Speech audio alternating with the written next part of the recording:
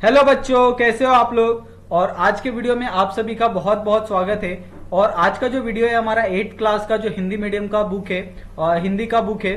और इसके अंदर जो हम लोग हिंदी के बुक में जो दूसरा चैप्टर है गीत, ये हम लोग आज देखने वाले हैं। तो सबसे पहले यहाँ पे तो हम लोग बात कर लेते हैं कि इसके लेखक कौन से, राइटर क्या है। तो इसके राइटर आपको यहाँ पे साफ साफ दिख रहे होंगे, सलमान बिन रजाक। ओके, तो आप यहाँ पे आपको यहाँ पे राइटर दिख गए।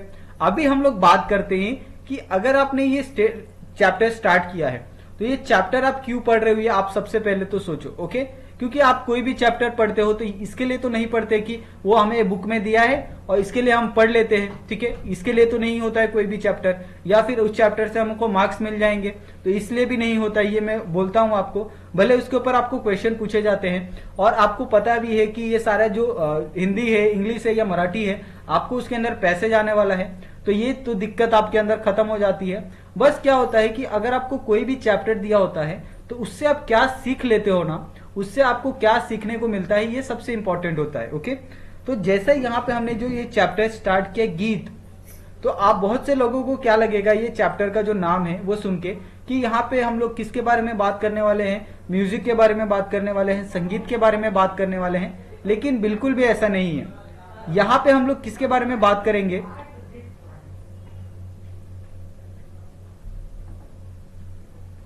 आप सभी को पता है कि आज के टाइम पे जो समाज है, समाज के अंदर आप देखो कि हर चीज में आपको भिन्नता देखने को मिलेगी।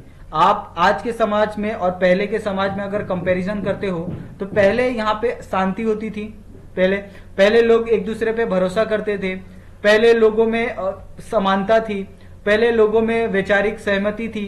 पहले लोग एक दूसरे के साथ मिलकर कोई भी त्योहार या कोई भी काम करते थे। लेकिन आज उसके उल्टा हो रहा है। लोग आजकल बड़े छोटों के नाम पे, जाति के नाम पे, धर्म के नाम पे और समानता के नाम पे, पैसों के नाम पे, हर एक चीज के नाम पे वो लोग क्या कर रहे हैं, अलग अलग बढ़ गए हैं। तो ये सारी चीजें यहाँ पे इस चैप्टर में हमको सीखनी है। ओके, तो यहाँ पे हम लोग क्या करेंगे, आपको हम लोग इसको सिंपल सरल भाषा में आप पूरा यहाँ पे जो स्टोरी है उसको यहाँ पे बताएंगे आपको। और यहाँ पे जो भी पूरा चैप्टर है उसको रीड करेंगे और रीड करके हम लोग किस तरह से उसको सिंप्लीफाई कर सकते हैं वो यहाँ पे आपको बताने वाले हैं। ओके, तो यहाँ पे अगर आप देखो कि मेरे बेटे ने हमेशा की तरह उस रात भी कहानी सुनाने का अनुरोध किया। मैं काफी थका हुआ था। इस पर दूरदर्शन से टेलीकास्ट होने वाली खबरों ने मन और मस्तिष्क को भी बोझिल कर दिया है। लगता था कि पूरी दुनिया बारूद के ढेर पर बैठी है और एक जरा माचिस दिखाने की देर है बस। क्या इंसान पुनः आदिकाल की ओर लौट रहा है। मन बेचैन और मस्तिष्क परगंदा था। मैंने बेटे को पुचकारते हुए कहा, आज नहीं बेटा, आज पापा बहुत थक गए हैं। हम तुम्हें कल सुनाएंगे एक अच्छी सी कहानी। बेटे की जिद के आगे मैंने थक हार कर कहा, ठीक है, हम कहानी सुनाएंगे मगर तुम बीच में कोई प्रश्न नहीं पूछोगे। बेटे ने कहा, नहीं पूछूंगा। हमने हामी भरी। पुराने जमाने की बात है। मैंने कहानी शुरू की। कितनी पुरानी, वो बीच में बोल पड़ा। मैंने कहा था ना तुम कोई भी सवाल नहीं पूछोगे। ऐसा बेटे ने प्रॉमिस भी किया था कि पापा मैं आपसे कोई भी सवाल नहीं पूछूंगा। लेकिन जैसे ही कहानी स्टार्ट हुई उसने सवाल पे सवाल पूछना स्टार्ट कर दिया। सॉरी पापा, उसमें कसमसाते हुए क्षमा मांगी। वैसे बात बहुत पुरानी भी नहीं है। मैंने कहानी जारी रखते हुए कहा, यही कोई 50 बरस हुए होंगे या हो सकता है कि 100-200 बरस पुरानी हो। अधिक से अधिक 1000-1200 वर्ष पुरानी भी हो सकती है या फिर इससे भी ज्यादा। कहते हैं कि उस ऊंची पहाड़ी के पीछे एक बस्ती थी। बस्ती सचमुच बहुत पुरानी थी। बस्ती में ऊंचे ऊंचे मकान थे। मकानों में आंगनों की फूलों की क्यारियां लगी थी जिसमें रंग बिरंगे फूल खिलते थे और हवाओं में हर पल भीनी भीनी खुशबू रची रहती थी। बस्ती के बाहर हवाओं से हर पल भीनी भीनी खुशबू रहती थी और बस्ती के बाहर बागों का सिलसिला था। दिन में तरह तरह के फलदार पेड़ थे। पेड़ों पर परिंदे सुबह शाम चहचहाते हो रहते। बस्ती के पास से एक नदी गुजरती थी जिसमें आसपास की धरती जल संपन्न होती रहती। मनुष्य ढोर डंगर को दाने चारे की कमी नहीं थी। गायें बहुत सारा दूध देती थी। बस्ती के लोग प्रसन्न चिन्ह, सीलनसार और शांति प्रेमी थे। पुरुष दिन भर खेत खलिहानों और बागों में काम करते। पशु चराते, लकड़ियां काटते और औरतें चूल्हा चक्की संभालती। उनमें जो शक्तिवान थे कुश्तियां लड़ते, लाठी बल्लम खेलते, चित्रकार चित्र बनाते और कवि गीत गाते थे। खुशियां रोज उसी बस्ती की परिक्रमा करती और दुख भले से भी उसी कभी उधर का रुख न करते। तो आपको पता है कि आज के अगर आप दुनिया की बात कर लो और दुनिया अगर आप 200 साल 400 साल पहले की बात करो तो ये दोनों दुनिया में बहुत ज्यादा फर्क है। लोग पहले सुख के साथ रहते थे, उनके पास सुविधाएं कम होती थी लेकिन उनके अंदर शांति होती थी, सुख होता था। वो एक दूसरे के साथ बैठ के बात कर सकते थे, एक दूसरे के बारे में पूछ सकते थे, उनका समाचार ले सकते थे, लोग एक दूसरे के साथ टाइम स्पेंड कर सकते थे। तो यही चीजें यहाँ पे अपने पापा ने अपने बेटे को ये सारी चीजें यहाँ पे बताई है और ये काल्पनिक कहानी है जो उन्होंने बताई है अपने बेटे को कि किस तरह से पहले की जो दुनिया थी वहां पे एक बस्ती हुआ करती थी, वो बस्ती में लोग किस तरह से रहते थे, वहां बस्ती के आसपास का माहौल किस तरह से था, बस्ती में लोग किस तरह से काम करते थे, ये सारी चीजें पापा ने अपने बेटे को बताई है। ओके, उसके बाद वो कहते हैं कि बस्ती के पास ही एक घने पेड़ का एक परी रहती थी, नन्ही मुनी मोहनी मूरत और मासूम सूरत वाली, बड़ी बड़ी आंखों, सुनहरे बालों और सुर्ख गालों वाली। परी गांव वालों पर बहुत मेहरबान थी। वो अक्सर अपने चमकदार परों के साथ उड़ती हुई आती और उनके रोते हुए बच्चों को गुदगुदाकर हंसा देती।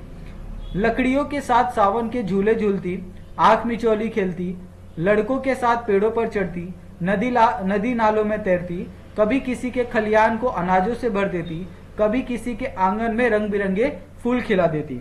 दिन गुजरते रहे, समय का पंछी काले सफेद परों के साथ उड़ता रहा और मौसम का बहुरूपिया रूप नए रूप बदलता रहा। फिर पता नहीं क्या हुआ, कैसे हुआ कि एक दिन किसी ने उनके खेतों में शरारत का हल चला दिया। बस उस दिन से उनके खेतों में फैलते गए मगर मन सिकुड़ने लगा। गोदाम अनाजों में भर गए मगर नियतों में खोट पैदा हो गई। अब वे अपनी निजी जमीनों के अतिरिक्त दूसरों की जमीनों पर भी नजर रखने लगे। नतीजों के तौर पर खेतों में मक्कारी की फसल उगने लगी और पेड़ छाल कपट के फल देने लगे। लालच ने उनमें स्वार्थ का विष घोल दिया। पहले वह मिल बांटकर खाते थे, मिलजुल कर रहते थे, मगर अब उसकी हर चीज विभाजित होने लगी थी। मिलजुल कर रहते अभी हर चीज विभाजित होने लगी थी।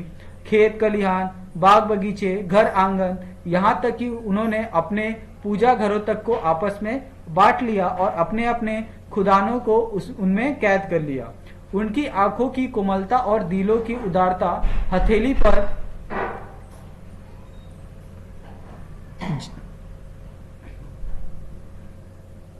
पर जमी सरसों की तरह उड़ गई थी। दावतों का सिलसिला बिखर गया और महफिलें उजड़ गई। तस्वीरों के रंग अंधे और गीतों के बोझ बहरे हो गए। अब न कोई तस्वीर बनाता था, न कोई गीत गाता था। हर घड़ी हर कोई एक दूसरे को हानि पहुंचाने की जिक्र में होता था। ठीक है, तो यहाँ पे देखो कि यहाँ पे क्या समझाया है कि जिस तरह से एक गांव में लोग बहुत शांति से रहते थे, वहां पे सारे लोग एक साथ सारा काम करते थे, लेकिन एक की गलती की वजह से, ठीक है, एक मनुष्य की गलती की वजह से वहां पे देखो कि लोगों के अंदर किस तरह से घृणा उत्पन्न होती है।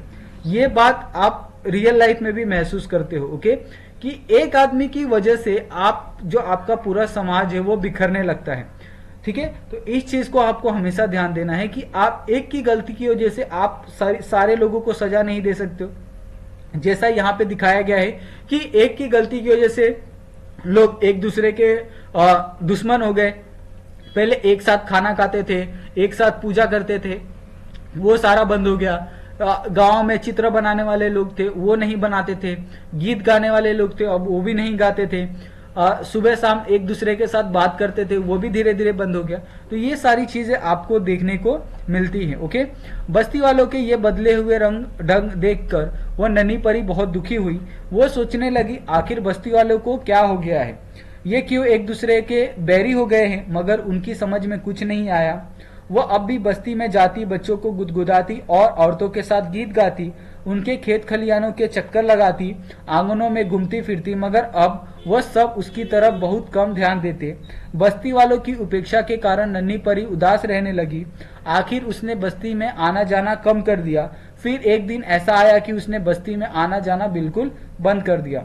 बस्ती वाले आपस में झगड़े टंटों में इतने उलझे हुए थे कि शुरू में उन्हें उनकी अनुपस्थिति का आभास भी नहीं हुआ, मगर जब सुहागनों के गीत बेसुरे हो गए और कुंवारियों ने पेड़ों की टहनियों में झूले उतार लिए और बच्चे खिलखिलाकर हंसना भूल गए, तब उन्हें एहसास हुआ कि उन्होंने अपनी कोई अनमोल वस्तु खो दी है।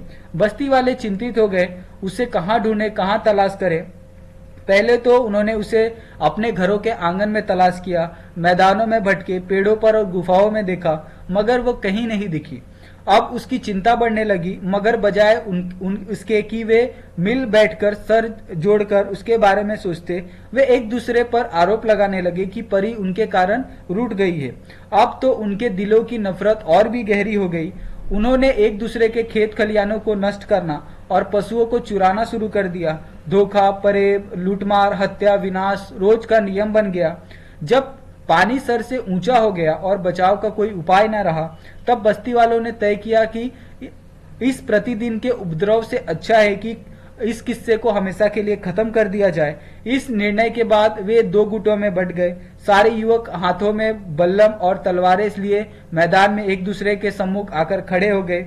उनकी आंखों में क्रोध और नफरत की चिंगारियां निकल रही थी और उनकी मुठियां बल्लम और तलवारों की मुठों पर मजबूती से कसी हुई थी।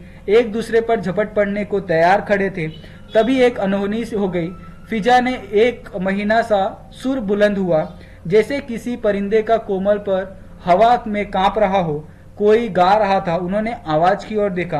पहले तो उन्हें कुछ दिखाई नहीं दिया, मगर जब उन्होंने बहुत ध्यान से देखा तो उन्हें नन्ही परी एक पेड़ की डाल पर बैठी दिखाई दी। उनके बाल बिखरे हुए और गाल आंसुओं से भरे हुए थे, पर नूचे हुए और कपड़े फटे हुए थे, जैसे वो घनी कांटेदार झाड़ियों के बीच से गुजरकर आ रही हो। उसके पांव नंगे और तलवे जख्मी थे। वो पेड़ से उतरकर मैदान के बीच में आकर खड़ी हो गई।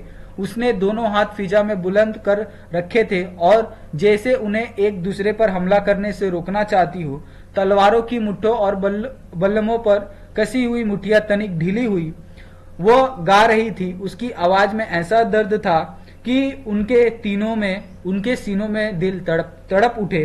आवाज धीरे धीरे बुलंद होती गई, इतनी बुलंद जैसे सितारों को छूने लगी हो।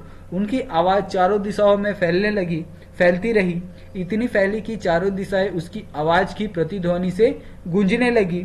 लोग अरचर से आंखें फाड़े मुंह खोले उसका गीत सुनते रहे, यहाँ तक कि उसके हाथों में दबी तलवारें फूलों की छड़ियों में परिवर्तित हो गई और बल्लम मोर्छल बन गए। गीत के बोल उनके कानों में रस घोलते रहे और धीरे धीरे वे सब एक दूसरे के एक अनदेखी अनजान डोर में बनते चले गए, जैसे वह सब एक ही माला के मोती हो, जैसे वो एक ही माँ के जाए हो। इधर गीत समाप्त हुआ और वह अपनी मैली अस्तीनों से आंसू पोंछते हुए एक दूसरे के गले लग गए। जब आंसुओं का गुब्बारा कम हुआ तो उन्होंने अपनी प्यारी परी को तलाश करना चाहा, मगर वो उनकी आंखों से ओझल हो चुकी थी। बस्ती वालों ने उसे बहुत ढूंढा, वादी वादी जंगल जंगल आवाजें दी, मिन्नतें की, मगर वह दोबारा जाहिर नहीं हुई। तब बस्ती वालों ने उसकी याद में एक मूर्ति बनाई, उसे बस्ती के बीचों बीच मैदान में स्थापित कर दिया। कहते हैं कि आज भी बस्ती के लोगों में जब कोई विवाद होता है, सब मैदान में उस मूर्ति के इर्द इकट्ठे हो जाते हैं और उस गीत को दोहराने लगते हैं। इस तरह बस्ती वाले आज भी उस गीत के कारण शांति और चैन से जिंदगी बिता रहे हैं। जैसा उनके दिल फिरे, खुदा हम सबके भी दिन फेरे। मैंने कहानी खत्म करके अपने बेटे की तरफ देखा। चेहरा बिल्कुल सपाट था। मैंने जम्हाई लेते हुए कहा, चलो अब सो जाओ, कहानी खत्म हो गई है। उसने कहा, पापा आपने कहा था कहानी सुनते समय कोई प्रश्न नहीं पूछना। हाँ, मैंने कहा था और तुमने कोई प्रश्न नहीं पूछा। तुम बड़े अच्छे बच्चे हो, अब सो जाओ। मगर पापा कहानी तो खत्म हो गई, मैं अब प्रश्न पूछ सकता हूँ। मैं थोड़ी देर चुप रहा, फिर बोला, चलो पूछो। क्या पूछना चाहते हो पापा? वो कौन सा गीत था जिसे सुनकर गांव वाले दोबारा गले मिलने पर मजबूर हो गए? मैंने चौंक कर उसकी ओर देखा, थोड़ी देर चुप रहा, फिर बोला, मुझे वो गीत याद नहीं है बेटा। नहीं पापा, उसमें मचलते हुए कहा, मुझे वो गीत सुनाइए वरना मैं समझूंगा कि आपकी कहानी एकदम झूठी थी। मैं थोड़ी देर चुप रहा, फिर दबे स्वर में बोला, हाँ बेटा, वो कहानी झूठी है। कहानियां अक्सर काल्पनिक होती है। वह मुझे उसी तरह अपलक देख रहा था। मैंने उसकी आंखों में झांकते हुए कहा, मगर तुम इस झूठी कहानी को सच्ची बना सकते हो। वह कैसे? उसने हैरानी से पूछा। बड़े होकर तुम ऐसा वैसा गीत लिख सकते हो जैसा उस परी ने गाया था। बेटे की आंखों में चमक पैदा हुई। सच पापा, एकदम सच। उसने मेरे गले में बांधे डाल ली। यू आर सो स्वीट पापा। उसने आंखें बंद कर ली। वो जल्द ही सो गया, मगर मैं रात में बहुत देर तक जागता रहा। बार बार मैंने मन में एक ही विचार कुलबुला रहा था कि क्या मेरा बेटा वैसा गीत लिख सकेगा। ओके, तो यहाँ पे बच्चों एक बात ध्यान देने वाली है कि जिस तरह से यहाँ पे एक बस्ती के अंदर पहले लोग एक साथ रहते थे, लेकिन एक की गलती की वजह से वो उनमें दरार आ गई। लोग एक दूसरे से नफरत करने लगे और एक दूसरे के दुश्मन हो गए। एक दूसरे की बस्तियां अलग कर ली, एक दूसरे के गुट अलग कर लिए, एक दूसरे के साथ बैठना पसंद नहीं करते थे, एक दूसरे के साथ रहना पसंद नहीं करते थे। उसके बावजूद भी जो एक आशा थी, एक आशा ये थी कि वो लोग इतने समय से एक साथ थे, उनके विचार मिलते थे, उनकी भाषा मिलती थी, उनके वेशभूषा मिलती थी, उनकी संस्कृति एक थी। सिर्फ मनभेद क्या था कि उनके अंदर सिर्फ मनभेद था। मनभेद और मतभेद में अलग होता है। उनके अंदर सिर्फ मनभेद था। वो एक दूसरे से नफरत इसीलिए करते थे क्योंकि वो इस बात से नाराज थे कि सामने वाला अच्छा कर रहा है और मैं अच्छा नहीं कर रहा हूं। ओके, लेकिन ये सारी चीजों को किस तरह से दूर किया जा सकता है समाज के अंदर, यही यहां से हमें एक सीख मिलती है कि अगर समाज के अंदर एक परी जैसा कोई हो, नन्ही परी जैसा कोई व्यक्ति हो या फिर कोई महिला हो जो समाज को बदलने का एक जिम्मा रख सकती है, समाज को बदलने का एक दायित्व कर सकती है, तो इससे समाज में बहुत अच्छा एक बदलाव आ सकता है। इस बात को यहाँ पे महसूस किया जा सकता है। ठीक है, आप सोचिए एक परी की वजह से उनका जो वापस जो बिखरा हुआ समाज था, बिखरे हुए घर थे, वो वापस एक हो गए। ठीक है, और उसी तरह से जो हमारा समाज है, हमारा समाज भी इसी तरह से बिखरता हुआ जा रहा है। तो हमें ऐसे ही एक नन्ही परी की जरूरत है जो हमारे समाज को समेट के रखे, हमारे समाज को एक करके रखे, हमारे समाज में जितनी बुराइयां है उसको नष्ट करके रखे और हमारा समाज एक तरफ आगे बढ़ता रहे। ठीक है, तो ये बच्चों आपको ध्यान रखना है कि आप समाज में किस तरह से आप बर्ताव करते हो, किस तरह से आप रहते हो, इससे सामने वाले के ऊपर आपका इम्पैक्ट पड़ता है। ओके, समाज के ऊपर आपका इम्पैक्ट पड़ता है। अगर आप समाज के लिए सारी चीजें अच्छी करोगे तो इस समाज भी आपको उतना ही प्यार देगा, उतना ही आपका सम्मान करेगा। ओके, तो ये सारी चीजों को आपको ध्यान रखना है बच्चे लोग, अपने जीवन में किस तरह से आप सारी चीजें अमल में ला सकते हो। तो मेरे हिसाब से आप सभी को ये जो कहानी है बहुत पसंद आई होगी, क्योंकि मुझे ये कहानी बहुत पसंद आई है। ठीक है, तो इतना ही आज के लिए। अगर इसके अंदर कोई डाउट होगा या फिर कुछ पूछना होगा या फिर आप इस कहानी के बारे में कुछ और बताना चाहते हो तो आप लोग कमेंट करके आपके दिल में जो आपके दिमाग में जो भी है आप हमें लिख सकते हैं, कमेंट कर सकते हैं। और आप हमारा टेलीग्राम चैनल भी ज्वाइन कर सकते हैं, वहां पे भी आप हमसे बात कर सकते हो। ठीक है, तो आप सभी का बहुत बहुत धन्यवाद बच्चे लोग। मिलते हैं हम लोग नेक्स्ट वीडियो में नए टॉपिक के साथ।